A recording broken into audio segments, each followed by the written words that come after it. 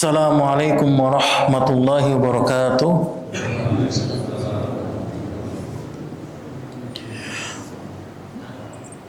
Bismillah, alhamdulillah, wassalatu wassalamu ala rasulillah, nabiyina al-karim al-mustafa mawala Muhammad ibn Abdillah, salatullahi wassalamuhu balagha risalah wa addal amanah wa nasahal ummah wa jahada fillahi haqqa jihadih hatta tarakana alal bayda lailuha kanahariha la yazigu anha illa halik. Salatullahi wassalamuhu wa ala alihi wa sahbihi wa man tabi'ahum bi ihsanin wa jihadin wa ittiba'in ila yaumiddin. Qala Allah ta'ala fi Qur'anil Karim, ya ayyuhalladzina amanu taqullaha haqqa tuqatih wa la tamutunna illa wa antum muslimun.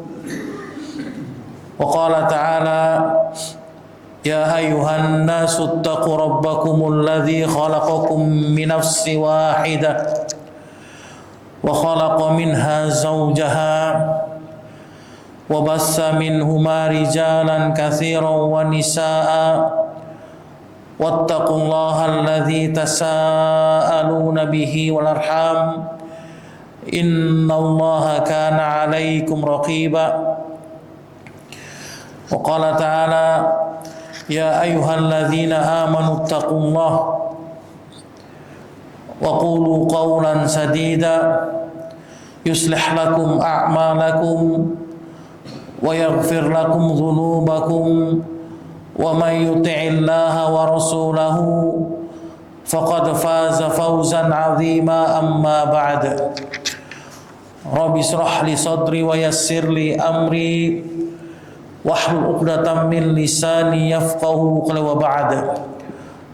Barakallahu, alhamdulillah, segala puji bagi Allah Subhanahu wa taala, Rabbul Jalalah, yang telah melimpahkan nikmatnya kepada kita, yaitu nikmat iman wal Islam, yang mana dengan kedua nikmat tersebut kita masih diberikan kesehatan, kekuatan oleh Allah Subhanahu wa taala untuk berkumpul di majlis ilmi dalam rangka sedikit mempelajari agama Allah dan berusaha untuk mengamalkan sunnah Rasulnya sallallahu alaihi wasallam.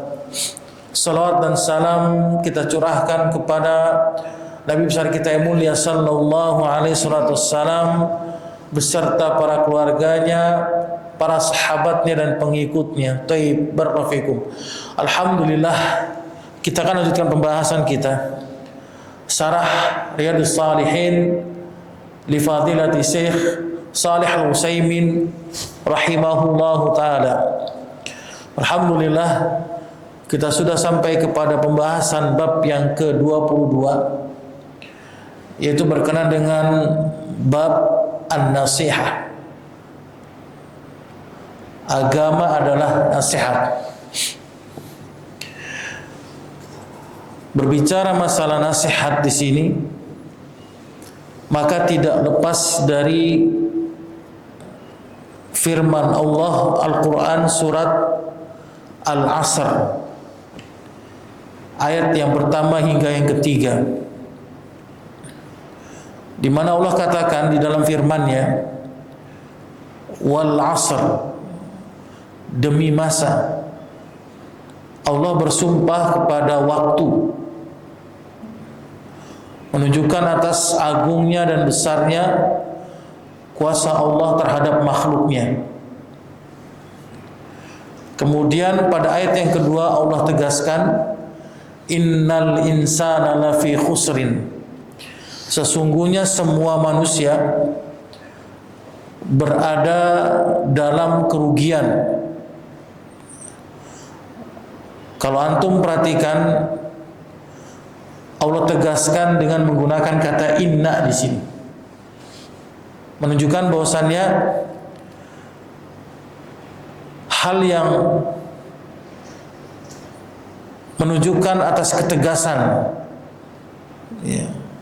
Harfu taukidin wa nasbin, huruf yang menegaskan dan menasobkan kata setelahnya dalam ilmu bahasa Arab. Kalau sudah menggunakan kata inna, berarti ada sebagian dari hamba Allah yang di luar dari apa yang Allah tegaskan. Allah katakan sesungguhnya manusia benar-benar dalam keadaan merugi. Berarti sebagian dari ya termasuk orang-orang yang merugi kepada Allah. Maka pada ayat yang ketiga Allah katakan ada 4 golongan orang-orang yang mereka tidak termasuk dari orang-orang yang merugi. Golongan yang pertama, illal ladzina amanu, kecuali orang-orang yang beriman. Orang-orang beriman ini mereka tidak merugi. Mereka bukan termasuk dari golongan orang-orang yang merugi. Kemudian yang kedua apa? Wa amalu as-salihat, dan orang-orang yang beramal saleh. Yang ketiga, wa tawassaw bil haq, dan orang-orang yang saling menasihati di atas kebenaran. Ini wajhul istidlalnya, titik poin kita. Saling menasihati di atas kebenaran. Ini dalilnya. Maksud dari saling menasihati di atas kebenaran adalah kita menasihati sesama muslim tidak pandang siapa dirinya. Apakah orang tersebut sama dengan kita atau berbeda dengan kita dalam pemahaman. Itu maksudnya. Selama kita menasihati dirinya di atas kebenaran, maka kita termasuk orang-orang yang bukan merugi. Karena banyak di antara kita yang mereka tidak mau menasihati kalau yang bukan dengan golongannya atau yang bukan dari temannya, circle-nya. Jadi mereka ini nggak mau menasihati.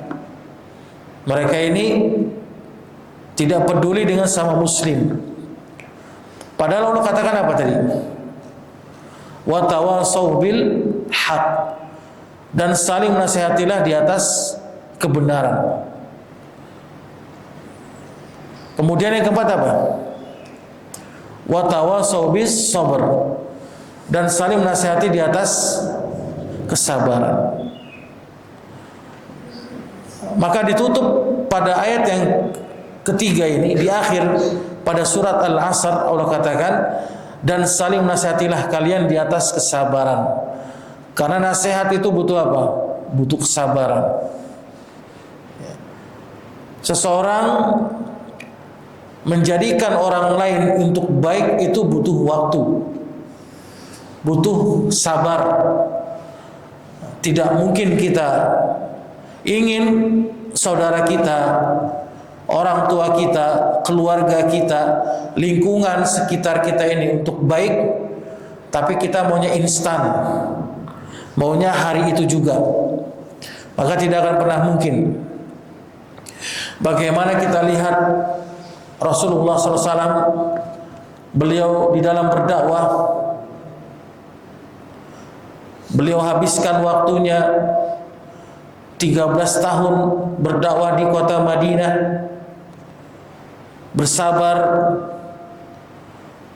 di dalam berdakwah. Ini menunjukkan bahwa apa? Dakwah itu tidak instan, butuh kesabaran. Makanya di sini 4 golongan orang-orang yang tidak akan pernah merugi. di dalam beriman kepada Allah Subhanahu wa taala. Oleh karena itu, Al-Imam Syafi'i rahimahullahu taala beliau menjelaskan ketika membacakan ayat ini, "Lau ma anzalallahu hujjatan ala khalqihi illa hadhihi surah lakafathum." Kalaulah seandainya Allah Subhanahu wa taala menurunkan surat ini saja kepada manusia, maka telah cukup bagi mereka. Jadi 4 golongan ini, 3 ayat ini telah mencukupi, memenuhi semuanya bagi manusia. Terkandung banyak faidah yang sangat besar pada surat Al-Asr, yang dimana kalau kita renungi, kalau kita fahami, kalau kita hayati, tadaburi dan kita amalkan, maka akan banyak sekali faidah yang kita dapat. Tapi sekarang kembali lagi kepada kita masing-masingnya. Banyak di antara kita itu yang ketika membaca Al-Quran itu hanya lewat saja. Banyak di antara kita yang ketika membaca Al-Quran mereka tidak mentadaburi ayat-ayat dan tidak mengamalkannya. Hanya sebatas membaca saja. Makanya di sini apa? Syekh rahimahullah taala beliau mengatakan sebab diturunkannya Al-Quran itu ada 3 sebab. Ya, ada 3 sebab diturunkannya Al-Quran. Sebab yang pertama, Allah turunkan Al-Quran itu karena sebab dibaca. Ini yang pertama. Jadi Allah turunkan Al-Quran itu harus dibaca oleh kita sebagai seorang muslim. Kemudian yang kedua, di antara sebab Allah turunkan Al-Quran itu ditadaburi. Setelah kita baca, maka kita apa? Tadaburi ayat-ayat Allah. Kalau kita nggak bisa bahasa Arab, kita bahasa terjemahannya. Baca Arabnya, kemudian antum baca terjemahannya. Ini mentadaburi, menghayati setiap firman Allah yang kita baca, maka akan meresap dalam diri kita. Dan yang ketiga apa kata Syekh? Al-Quran itu diturunkan di tengah-tengah manusia, itu sebabnya yang ketiga adalah apa? Diamalkan. Maka setelah antum baca, kemudian antum tadaburi ayat Al-Quran, dan yang terakhir antum amalkan, maka antum termasuk dari golongan orang-orang Ahlul Quran Al-Khassah, keluarga Allah secara khusus. Ini dikatakan oleh Syekh Shalih Fauzan hafizallahu ta'ala. Jadi keluarganya Allah secara khusus itu bukan dia yang menghafal Quran, karena banyak orang-orang yang menghafal Quran, khatam dia 30 juz, tapi dia tidak beradab secara Al-Quran, tidak berakhlak secara Al-Quran. Jadi akhlak ini jauh daripada akhlak Al-Quran, hanya sebatas dihafalan saja, tapi tidak pernah mengamalkan apa yang ada pada Al-Quran. Ya. Apa kata Syekh Shalih Fauzan hafizahullah ta'ala?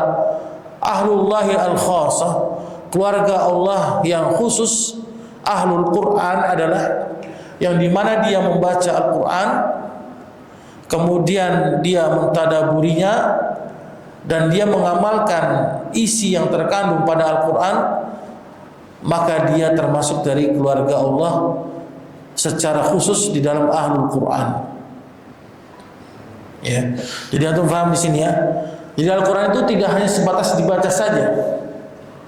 Antum baca, kemudian antum tadaburi, baca terjemahannya, dan yang ketiga baru diamalkan. Taib. Oleh karena itu Syekh mengatakan yang dimaksud dengan nasihat adalah badlun nushi lil ghair. Nasihat adalah memberikan arahan kepada orang lain. Ini yang dikatakan sebagai nasihat. Kita memberikan arahan kepada orang lain memberikan wejangan, bimbingan, petunjuk kepada orang lain, ini sudah termasuk nasihat. Jadi nasihat itu nggak mesti antum langsung ceramahin orang tersebut, nggak mesti antum harus apa, kasih dalil, tidak mesti antum langsung membuat orang itu agar menjadi baik, tidak. Yang dimaksud dengan nasihat adalah kita memberikan arahan kepada orang lain, ini sudah termasuk nasihat. Menunjuki ya arahan kepada orang lain, ini sudah termasuk dari nasihat. Mengarahkan ya kepada orang lain, ini termasuk dari nasihat. Wan nushu maknahu, kata Syekh, nasihat maknanya adalah anna shakhsa yuhibbu li akhihi al-khaira. Seseorang cinta kepada saudaranya kebaikan. Ini termasuk dari nasihat. Ini makna dari nasihat.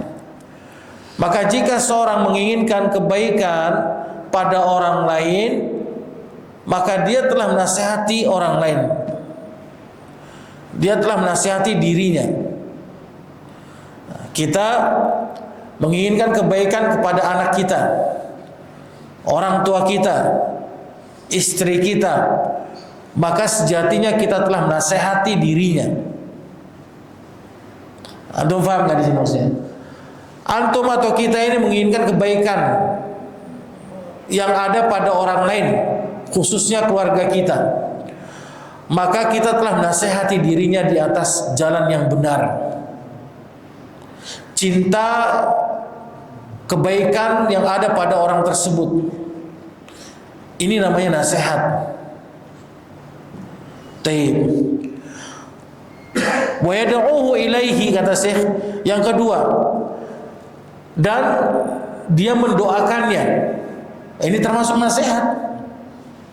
Seseorang mendoakan orang lain kebaikan, ini juga termasuk nasihat. Jadi tanpa kita menasihati secara langsung, tanpa kita memberikan arahan, wejangan secara langsung kepada orang lain, cukup kita mendoakan saja, maka ini sudah termasuk dari nasihat, kata Syekh. Kita mendoakan saudara kita misalkan yang belum mendapatkan hidayah, yang masih jauh dari Islam, kita doakan dia semoga dia mendapatkan hidayah, bimbingan, arahan, kebaikan, maka kita telah menasihati dirinya. Taib. Yang ketiga apa kata Syekh? Wa yubayyinu lahu, dan menjelaskannya. Ini nasihat cara yang ketiga. Ya. Kita menjelaskan kepadanya dengan dalil baik dari Al-Quran dan Sunnah secara langsung, maka ini namanya nasihat. Contohnya apa? Kita menjelaskan kepada saudara kita, akhi, mas, kalau habis sholat, kalau habis azan subuh, sebaiknya apa? Sholat 2 rakaat qobliyah subuh. Nah, kita nasihatkan dia agar apa? Agar dia mau sholat qobliyah subuh misalnya. Maka ini termasuk dari nasihat, bagian rangkaian dari nasihat. Kemudian yang keempat apa kata Syekh? Wa yuraghibuhu fihi, dan engkau cinta kepadanya kebaikan, maka ini termasuk dari nasihat. Taib, barakallahu fikum. Tadi ada berapa? Ada 4. Makna dari nasihat itu ada 4 kata Syekh. Yang pertama, engkau mencintai saudaramu. Ini nasihat. Ana cinta dengan antum semuanya karena Allah. Ya. Ana ingin antum ini di atas kebenaran, di atas hak. Maka berarti tandanya apa? Ana sedang apa? Menasihati antum. Ini yang pertama kata Syekh. Yang kedua,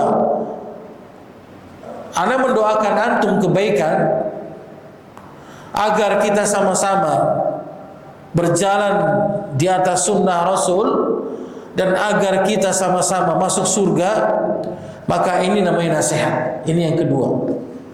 Yang ketiga, menjelaskan secara langsung. Ini nasihat. Yang menjelaskan secara langsung, ini nasihat, cara yang ketiga.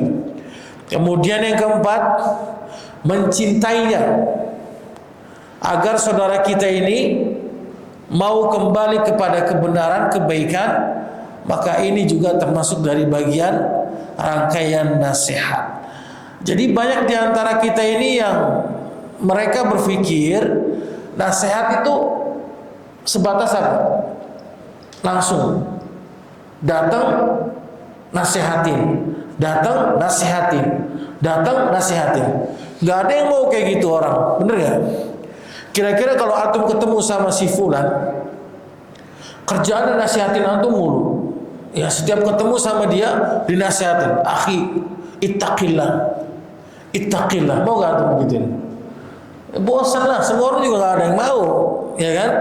Semua orang gak ada yang mau. Setiap ketemu sama si fulan, pasti ada dinasihatin mulu. Itu bukan termasuk dari bagian rangkaian nasihat di situ. Kalau kita mau jujur, ya. Makanya apa kata Syekh? Adab di dalam menasehati ada 3 kata Syekh. Ini nasihat juga ada adab. Jadi nggak sembarangan kita itu main nasehatin aja. Datang ketemu orang langsung nasehatin. Mentang-mentang dia misalkan apa? Suka dengerin musik misalnya. Tiba-tiba setiap ketemu kita aja itu mulai diomongin. Ittaqillah, ittaqillah. Ya, haram musik. Ya, setiap ketemu dengan kita. Kira-kira antum mau nggak digituin? Antum nggak bakal mau digituin. Makanya Syekh mengatakan ada 3 adab di dalam nasihati. Yang pertama, dengan cara terang-terangan, sorohatan. Ini yang pertama. Bagaimana contohnya? Kalau ada seorang muslim yang minta saran atau pendapat, Mas, ini gimana ya kalau misalkan begini? Saya mau bisnis, ya, tapi saya bisnisnya ini ragu. Ini masuk ke dalam rangkaian riba atau bukan? Nah, dia minta pendapat saran, maka antum nasihatin secara terang-terangan. Ini baru cara yang pertama. Ini adab yang benar. Oh, ternyata begini Mas, kalau mau bisnis, ya harus akadnya harus sesuai dengan akad yang syar'i, jauh daripada riba. Atau nasihatkan dia secara terang-terangan, karena dia minta kan, dia minta nasihat. Taib. Ini cara yang pertama kata saya. Cara yang kedua bagaimana? Ghairu sarahatin, yaitu menasihati tidak cara terang-terangan, yaitu dengan cara apa? Sindiran. Dengan cara menyindir. Contohnya, ada seorang yang dia memberikan kabar gembira, anaknya mau nikah dengan si fulan misalkan. Antum lagi habis sholat atau habis kajian, datang teman antum, mas, saya mau ngasih kabar nih. Kenapa? Anak saya mau nikah besok. Oh, masya Allah. Karena antum nggak tahu adabnya, tiba-tiba antum langsung nasihatin dia. Jangan Mas, jangan nikah sama dia, orangnya nggak baik. Saya kenal dengan dia. Kira-kira bapak itu senang nggak digituin? Ini apa urusan antum ini? Anak kan cuma ngasih kabar doang, nggak minta pendapat antum. Faham nggak kira-kira? Nah, ini adab yang kedua. Kalau dia nggak minta nasihat, jangan antum nasihatkan. Ini adabnya. Bagaimana caranya kata Syekh? Caranya antum nasihatkan dengan cara tidak terang-terangan, dengan cara sindiran. Ya, misalkan saya punya teman Mas, ya, kalau yang begitu sih akhlaknya kayak kurang baik deh. Ya. Coba cari yang lain. Nah, antum dengan cara sindiran. Jadi dengan tidak langsung. Ini adab yang kedua. Adab yang ketiga kata Syekh dalam menasihati, apabila kita melihat seseorang yang benar-benar merugikan kaum muslimin, maka disinilah kita boleh dengan cara alaniyatan, terang-terangan menjelaskan kepada kaum muslimin. Karena apa? Karena maslahatnya kembali kepada mereka kaum muslimin. Contohnya ada si fulan, orangnya tukang utang, sana kemari dia utang. Tapi dia nggak mau bayar, dia nih ngutang mulu. Kerjanya ngutang mulu, ngutang sana, muter sana, sampai hutangnya banyak. Antum tahu nih, si fulan orangnya gitu. Kalau muamalah, si A ya sama si B, antum tahu si A dengan B ini ingin muamalah. Terus antum harus bagaimana caranya? Antum harus jelaskan kepada si A bahaya si B. Mas, kalau bisa jangan muamalah sama dia, Mas. Kenapa emang? Ini utang mulu dia, kagak pernah mau bayar. Nah, gitu. Ini cara yang ketiga. Ya, dengan cara terang-terangan. Untuk apa di sini? Untuk maslahat kaum muslimin. Ini dibolehkan. Ya, jadi ada 3 cara adab di dalam menasehati orang lain. Jadi nggak sembarangan kita itu main asal gobior aja. Ya, wah ini kan apa? Qulil haqqa wa in kana murran. Katakanlah yang baik walaupun pahit bagimu. Wah, nggak seperti itu. Jadi ada adabnya kata Syekh. Tidak sembarangan kita memberikan nasihat kepada orang lain. Makanya di sini apa?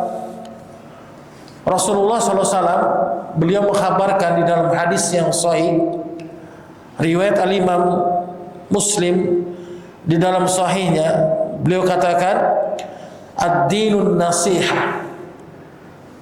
Agama adalah nasihat kata Rasul. Diulang 3 kali.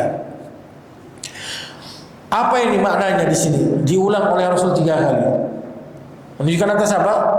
Pentingnya kalimat yang diucapkan oleh Rasul sampai diulang 3 kali di dalam pembahasan ini.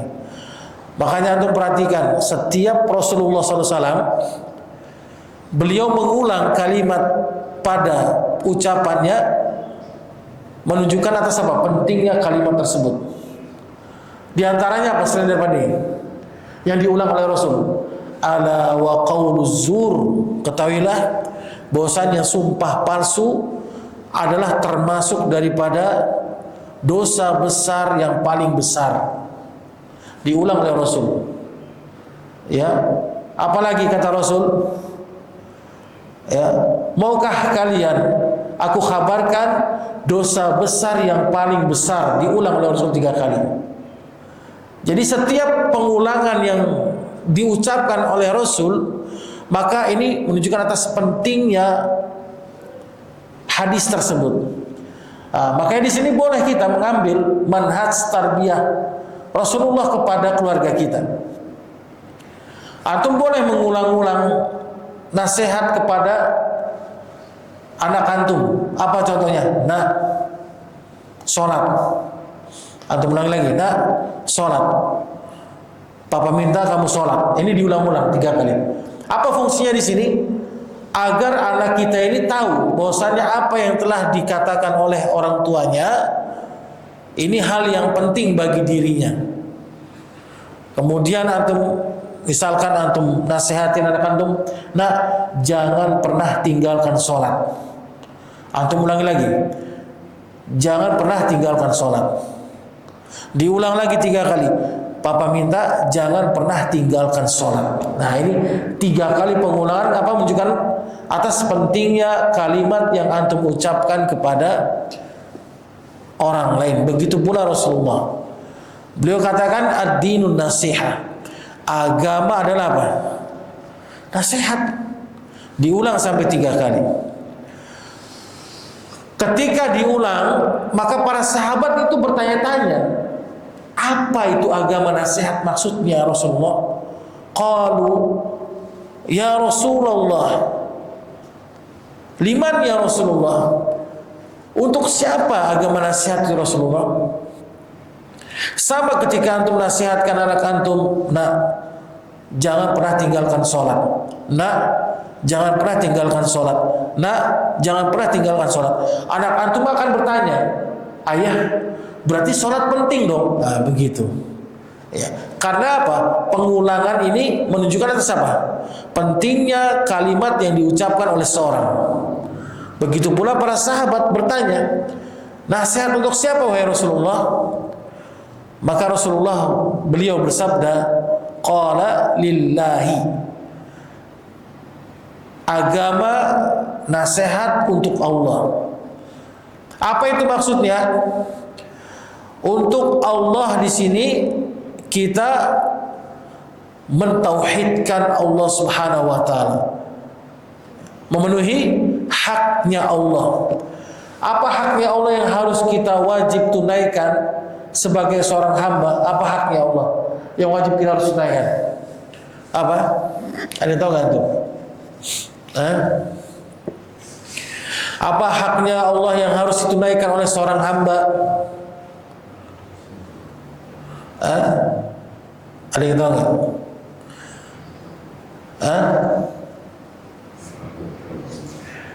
Mentauhidkan Allah, masya Allah. Haknya Allah yang harus ditunaikan oleh seorang hamba ini sebagaimana yang ditanyakan Rasulullah kepada siapa? Sahabat Abdullah bin Mas'ud radhiyallahu anhu. Apa kata Rasul? Atadri ya Mu'adz ma haqqullahi 'alal ibad? Tahukah engkau wahai Mu'adz apa haknya Allah terhadap hambanya? Dan apa haknya hambanya terhadap Allah? Maka sahabat Mu'adz mengatakan Allahu wa rasuluhu a'lam. Allah dan Rasul yang lebih mengetahui. Maka Rasulullah bersabda, haqqullahi 'alal ibad, haknya Allah terhadap hambanya yang harus ditunaikan oleh hambanya adalah apa?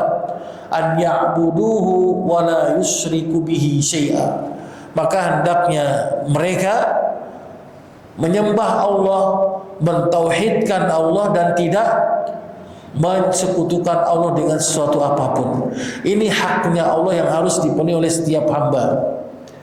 Kemudian haknya hamba yang akan dipenuhi oleh Allah apa? Setelah hamba mentauhidkan Allah, maka Allah tidak akan pernah mengazabnya. Allah yu'azziba man la yusyriku bihi syai'a. Allah tidak akan pernah mengazab hambanya yang dia tidak menyekutukan Allah sama sekali. Ini haknya hamba yang akan dipenuhi oleh Allah Subhanahu wa ta'ala. Maka agama nasihat itu untuk Allah yang pertama apa? Mentauhidkan Allah, ini yang paling utama. Maka ajarkan anak-anak kita apa? Tauhid, karena Allah sendiri yang menjelaskan melalui lisan Rasulnya. Nasihat yang paling utama apa tadi? Untuk Allah. Jadi kita tauhid, ajarkan tauhid anak-anak kita, keluarga kita sejak dini, sejak kecil. Ya, ajarkan, nah, kalau minta jangan sama papa. Kalau minta jangan sama abi. Terus sama siapa dong abi? Sama umi? Bukan. Minta sama Allah. Ajarkan dari kecil. Maka ketika dia minta nanti, kalau bapaknya nggak ada uang misalkan, maka dia mintanya sama Allah. Ya Allah, aku minta supaya papaku atau abi diberikan banyak rizki supaya aku bisa jajan misalkan. Ya, maka dengan ditanamkan tauhid kepada keluarga kita sejak dini, maka akan menghasilkan apa? Tauhid yang benar. Nasihatkan tauhid, ini yang paling utama. Ini yang lupa diantara kita ini.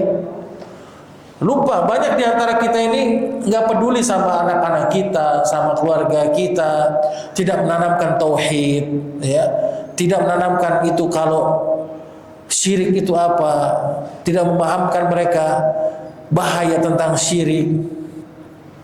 Ya. Bahkan film-film yang menyebar di televisi ini, kalau tidak disaring, itu banyak film-film yang mengarahkan kepada kesyirikan.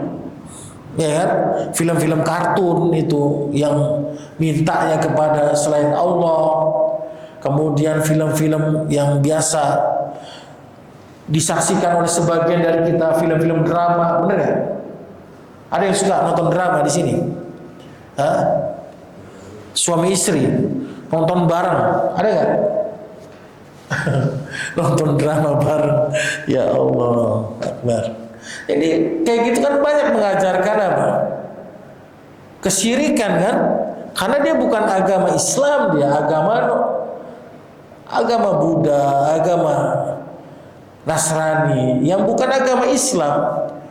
Jadi kalau misalkan tidak ditanamkan ajaran yang baik, tauhid yang benar, itu akan ikut nanti, ikut ke bawah pola pikirnya. Oh ternyata ada namanya apa? Reinkarnasi, ya kan? Orang Islam tapi percaya dengan reinkarnasi, ada nggak? Ada nggak kira-kira? Banyak, ada orang Islam yang percaya dengan reinkarnasi. Dia bisa hidup lagi, ya, jadi kucing, jadi meong, atau jadi anjing misalnya. Karena tidak diajarkan tauhid yang benar. Banyak di antara kita ini Islam, tapi nggak paham dia apa itu bedanya tauhid, apa bedanya syirik, nggak paham dia. Karena nggak ditanamkan dari kecil. Jangankan orang lain, di kita di sini aja nggak tahu apa itu syirik. Ada yang tahu nggak tuh apa yang dimaksud dengan syirik gitu? Apa yang dimaksud dengan syirik besar? Ada yang tahu nggak kira-kira? Jangankan orang lain, kita saja di sini nggak paham apa itu syirik besar. Ada yang tahu nggak?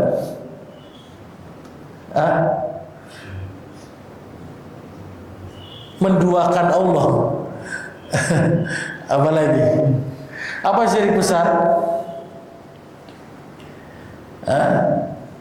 Bingung kita kan? Pertanyaan ini pernah ditanyakan oleh sahabat Abdullah bin Mas'ud radhiyallahu anhu. Ya Rasulullah, dosa apakah yang paling besar? Kata Ibnu Mas'ud. Ayu dzambin a'zam ya Rasulullah, dosa apa yang paling besar? Apa kata Rasul? Antaj'ala lillahi niddan wa huwa khalaqaka. Ini syirik besar. Engkau menjadikan tandingan, sesembahan selain Allah, engkau menyamakan sesembahan selain Allah, dan engkau meyakini Allah yang telah menciptakanmu. Ini namanya syirik besar. Ini yang kita nggak paham di antara kita. Jadi syirik besar itu bukan berarti dia menyembah patung, nyembah dewa, nyembah kuburan, tidak. Syirik besar itu banyak macamnya. Jadi kita menjadikan tandingan sesembahan selain Allah, dan kita yakin Allah yang menciptakan kita, ini sudah termasuk syirik besar. Apa contohnya di sini? Seseorang bisa terjatuh kepada perbuatan dosa syirik besar dalam waktu. Contohnya seorang lebih mengutamakan apa? Waktu jadwal kereta atau bis daripada dia sholat subuh. Ini masuk syirik besar dia tanpa disadari olehnya. Meninggalkan sholat subuh hanya demi untuk apa? Mengejar waktu jadwal kereta atau bis. Masuk syirik besar. Kemudian apa? Seseorang bisa terjatuh kepada dosa syirik besar karena harta. Apa diantaranya? Ketakutan dirinya terhadap harta yang dimiliki olehnya di saat ekonomi sedang melonjak naik. Dia takut berlebihan kalau dia besok tidak bisa makan dan dia bisa sengsara. Ini masuk kepada dosa syirik besar. Antum bisa bayangkan sih. Makanya apa? Tanamkan, ajarkan tauhid kepada anak-anak kita. Dia yakin Allah yang memberikan rizki, dia yakin Allah yang menghidupkan, mematikan. Tapi ketakutan yang berlebihan atau kecemasan yang berlebihan, melebihi dirinya kepada Allah ataupun bergantung kepada sesuatu selain Allah, maka ini termasuk daripada perbuatan dosa syirik besar. Taib, barakallahu. Wali kitabihi, agama nasihat untuk kitab-kitabnya. Yaitu apa di sini maksudnya? Nasihat yang Allah turunkan dari kitab-kitabnya. Kitab apa di sini? Zabur. Kemudian kitab Taurat, kitab Injil, kitab Al-Quran. Makanya dijelaskan oleh para ulama, barang siapa yang mengingkari salah satu kitab yang Allah turunkan kepada manusia, maka dia telah kufur. Dia mengingkari tentang kitab Taurat, dia mengingkari tentang kitab Zabur, dia mengingkari tentang kitab Injil, maka dia kufur. Atau dia mengingkari ayat, sebagian dari ayat yang Allah turunkan di dalam Al-Quran, maka dia telah kufur. Ya. Kemudian yang ketiga, wali rasulihi. Agama adalah nasihat untuk siapa? Rasulnya. Apa maksudnya di sini? Agama nasihat untuk Rasulnya adalah kita mentaati Rasul dan mengikuti apa yang telah Rasul ajarkan kepada para sahabatnya. Ini maksud dari agama nasihat untuk Rasulnya.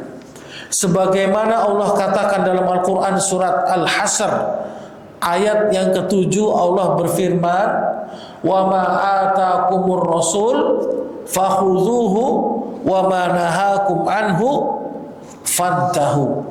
Apa yang datang dari Rasul maka ambillah. Apa yang diajarkan oleh Rasulmu maka ambillah, kerjakanlah.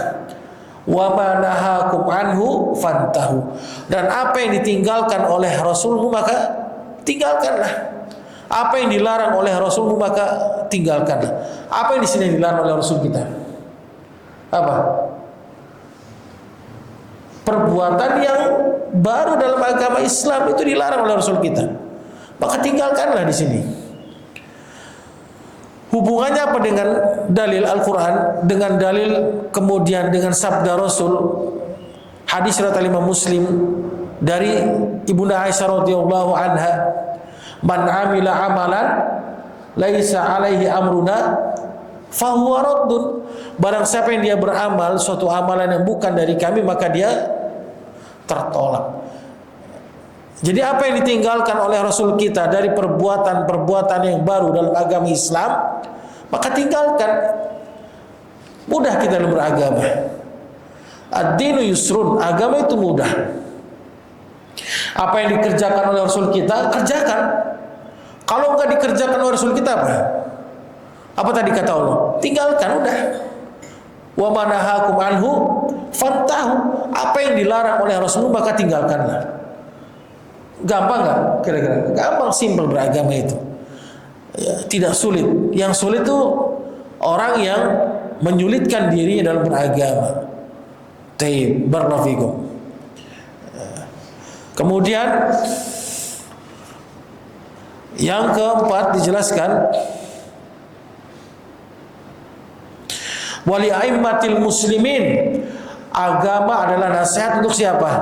Untuk pemimpin kaum muslimin. Nah, di sini ada kaidahnya. Kaidah dalam nasihat, menasehati pemimpin. Jadi nggak sembarangan ini. Ini poin kita penting karena banyak di antara kita yang mereka menggebu-gebu dalam menasehati pemimpin sehingga apa? Menjatuhkan martabatnya, menjatuhkan nama baiknya, menghina, mencaci, memaki, merusak, anarkis. Ini bukan nasihat namanya. Antum perhatikan di sini. Anda akan bacakan beberapa poin kaidah dalam menasehati pemimpin yang sah di antara kita. Yang pertama, ini dinukil dari Majmu' Fatawa Syekhul Islam Ibnu Taimiyah rahimahullah taala. Yang pertama, maka hendaklah kita ketika menasehati pemimpin harus apa? Ikhlas karena Allah, bukan karena dendam. Antum ingin nasihati pemimpin antum ketika dia terjatuh dalam kesalahan kezaliman, misalkan apa yang terjadi pada kita ini, menaiki BBM kan, naik tinggi, kemudian harga pada naik semuanya. Bagaimana cara kita menasihati? Yang pertama, kaidahnya ikhlas karena Allah menasihati. Ini yang pertama. Bukan karena embel-embel yang lainnya. Ya, bukan karena partai, bukan karena golongan, bukan karena yayasan dan sebagainya, tapi ikhlas karena Allah. Ini yang pertama. Taib. Yang kedua, menasihati pemimpin harus dengan lembut dan penuh hikmah. Ini yang diajarkan oleh Allah kepada siapa? Yang Allah ajarkan pada siapa? Nabi Musa dan Harun. Antum bisa lihat di dalam Al-Quran surah Toha ayat ke-44. Ya, apa kata Allah? Faqula lahu qawlan layyinan la'allahu yatadzakkar aw yakhsha. Maka sampaikanlah kepadanya wahai Musa dan Harun. Allah perintahkan pada siapa di sini? Nabi Musa dan Nabi Harun untuk ke siapa? Fir'aun. Antum tahu Fir'aun? Tidak ada satupun pemimpin yang lebih laknat kecuali Fir'aun. Gak ada. Pemimpin kita masih jauh Muslim kita, pemimpin kita. Ini Fir'aun saja Allah perintahkan Musa dan Harun untuk apa? Faqula lahu qawlan layyina. Datangilah mereka dengan perkataan yang lemah lembut penuh hikmah. Apa kata Allah? La'allahu yatadzakkar, agar dia ingat kembali, au yakhsha, atau agar dia takut dengan peringatan yang Allah peringati kepada dia. Antum bisa bayangkan di sini. Allah tidak perintahkan datangi dia, hina dia, jatuhkan harkat martabatnya, ya, injek-injek, anarkis, bakar, turun ke jalan. Tidak ada, tidak pernah. Tidak pernah. Rasulullah tidak pernah memerintahkan para sahabatnya. Bahkan kalau antum lihat asal muasal Khawarij, antum tahu siapa? Asal muasal Khawarij, tahu nggak? Bapaknya Khawarij. Siapa? Ada yang tahu nggak? Gembongnya Khawarij. Ada yang tahu nggak antum siapa? Hah? Siapa? Hah? Yahudi? Bukan. Bukan Yahudi. Gembongnya Khawarij adalah Dzulkhuwaisirah. Antum nanti buka. Apa yang dilakukan oleh Dzulkhuwaisirah kepada Rasulullah? Apa? Ada yang tahu nggak? Nah, itu. Rasulullah sedang membagi ghanimah kepada orang-orang kafir, musyrikin, orang-orang Quraisy lebih besar daripada siapa? Para sahabatnya lebih besar. Datang Dzulkhuwaisirah, datang nih dengan penuh hikmah, datangnya dengan penuh lembut. Ucapannya lembut dia, tidak apa? Tidak menghina, tidak kekerasan. Apa kata Dzulkhuwaisirah? Ya Rasulullah i'dil lana. Itu doang yang diucapkan oleh dia. Wahai Rasulullah, bersikap adillah engkau kepada kami. Kira-kira yang diucapkan oleh Dzulkhuwaisirah kalau dia sekarang hidup ini baik atau enggak? Baik enggak kira-kira? Baik. Tapi apa kata Umar? Ya Rasulullah, izinkan aku untuk memenggal kepalanya. Bisa bayangkan. Mendengar itu Rasulullah marah, murka. Kalau bukan aku, siapa yang lebih adil daripada kalian? Bisa bayangkan ya. Maka Umar itu ketika mendengar hal itu, Umar minta supaya dipenggal kepalanya. Apa kata Rasulullah? Biarkan dia. Nanti kelak akan keluar dari anak keturunannya orang-orang yang keluar melesat seperti apa? Anak panah keluar dari busurnya. Ini cikal bakal Khawarij, seperti itulah yang terjadi pada kita. Banyak gak? BBM naik, minyak naik, telur naik. Wah, nggak adil nih, ya kan? Bener nggak? Kira-kira posisinya Kalau antum jadi pemimpin, antum bisa adil nggak? Coba. Mungkin nggak antum bisa adil? Mungkin nggak antum adil? Ya?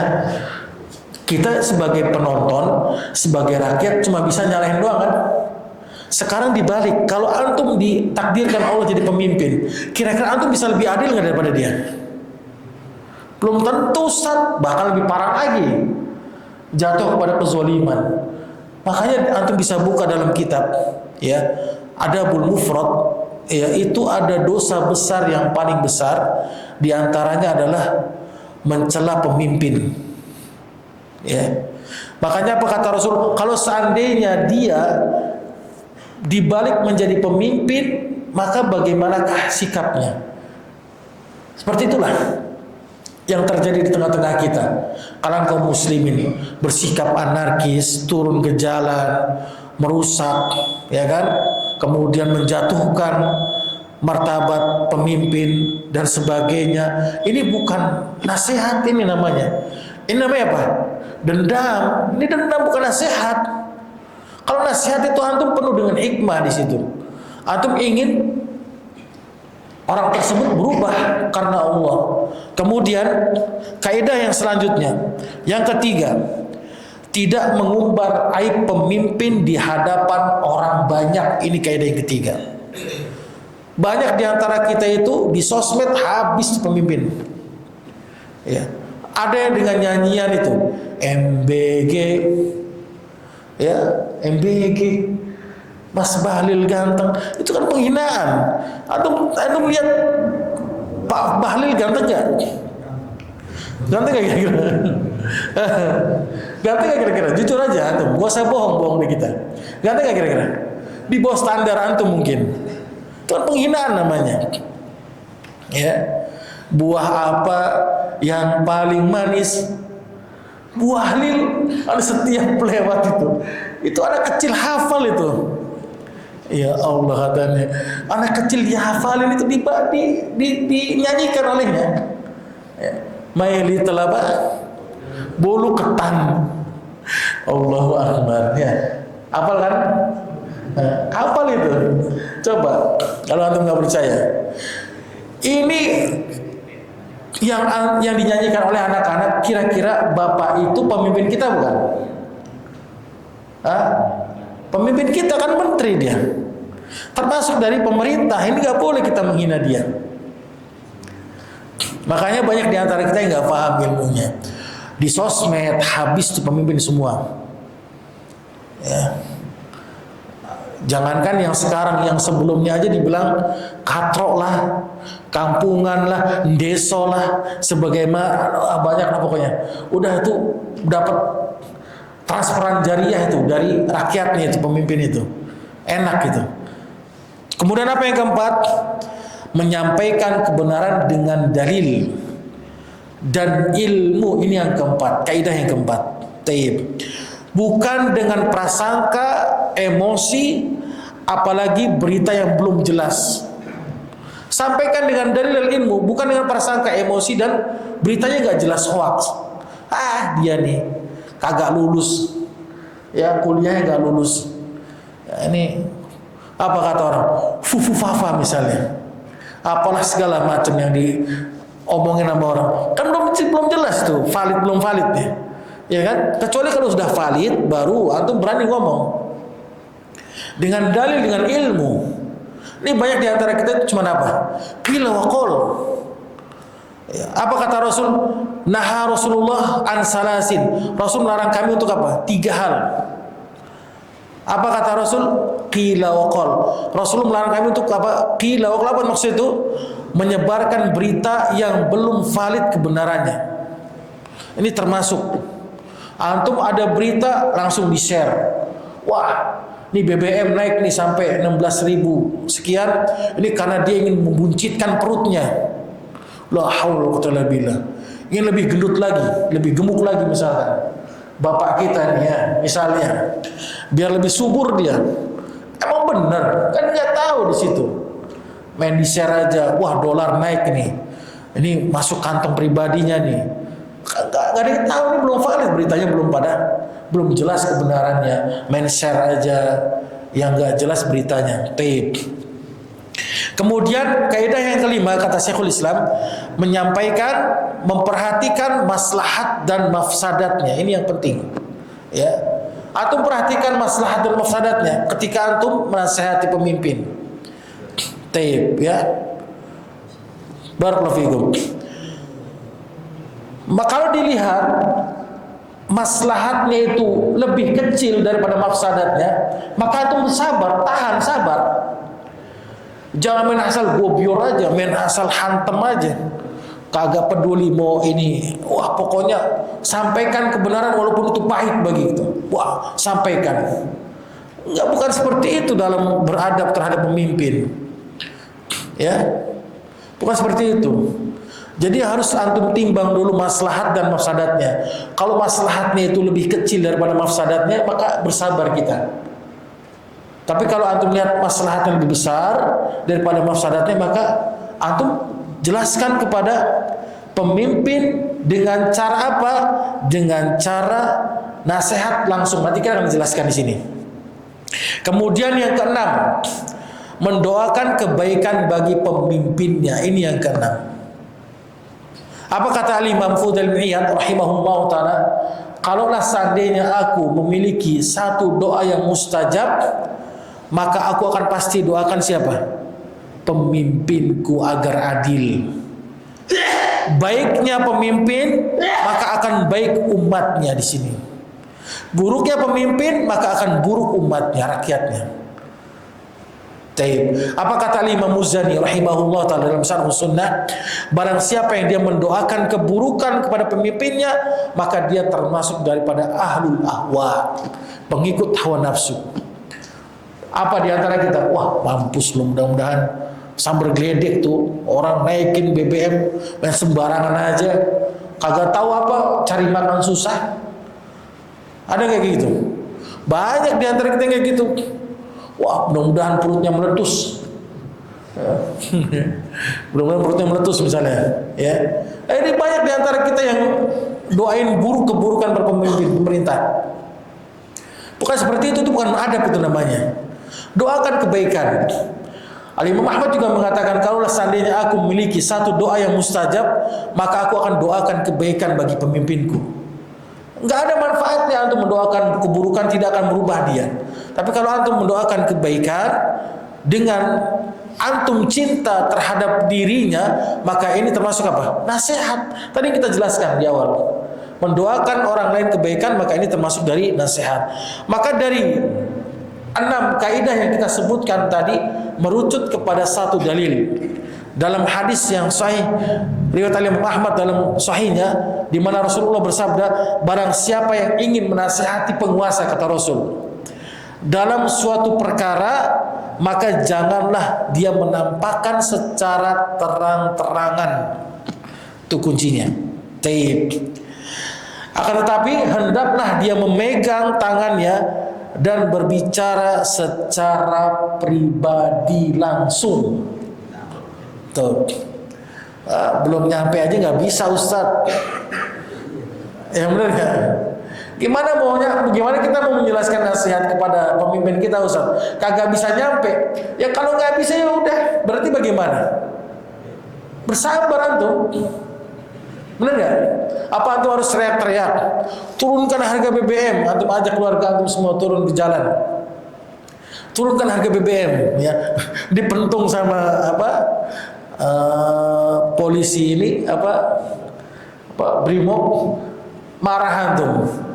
Kok bisa begini nih? Pemerintah kita main mentung-mentung aja. Lah orang antum duluan yang salah. Ya kan, merusak, membuat jalan jadi macet. Dan karena sebab siapa? Karena sebab orang yang turun ke jalan tersebut seperti itu. Baik, ya. Rasulullah tidak pernah mengajarkan dengan cara terang-terangan, enggak pernah. Ini hadisnya hadis sahih. Barang siapa yang ingin menasihati pemimpinnya, penguasanya dalam suatu perkara, maka hendaklah apa kata Rasul? Maka janganlah dia menampakkan secara terang-terangan. Gak boleh kita tampakkan dengan terang-terangan di sosmed. Ini hadis ini banyak yang ditinggalkan oleh sebagian dari kalangan kaum muslimin saudara kita.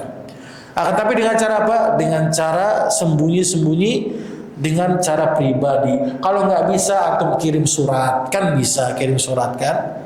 Kalau ada orang-orang yang antum kenal, orang-orang yang penting, antum melalui jalurnya dia, maka hal ini sudah termasuk dari bagian nasihati di antara kalangan kaum muslimin. Dan yang terakhir, wali a'immati wa ammatihim, dan nasihat untuk seluruh kaum muslimin yang tadi sudah kita jelaskan, untuk mendoakan kebaikannya, untuk membuat dia supaya dia baik, cinta karena Allah. Maka ini termasuk dari agama nasihat. Allahu ta'ala a'la wa a'la. Barakallahu. Ada pertanyaan, silakan. Nanti soal kita akan lanjutkan pada pembahasan yang akan datang, pembahasan bab amar ma'ruf nahi munkar. Ya. Amar ma'ruf nahi munkar, nanti kita akan bacakan kaidahnya yang telah jelaskan oleh Syekhul Islam Ibnu Taimiyah rahimahullahu taala, insyaallah taala. Ada pertanyaan? Allahu a'lam.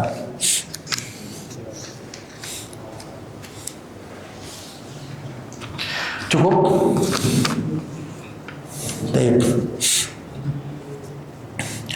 Tapi jika tidak pertanyaan, kita cukupkan dengan kafaratul subhanaka bihamdik asyhadu an la ilaha illa anta astaghfiruka wa atubu ilaik. Assalamualaikum warahmatullahi wabarakatuh.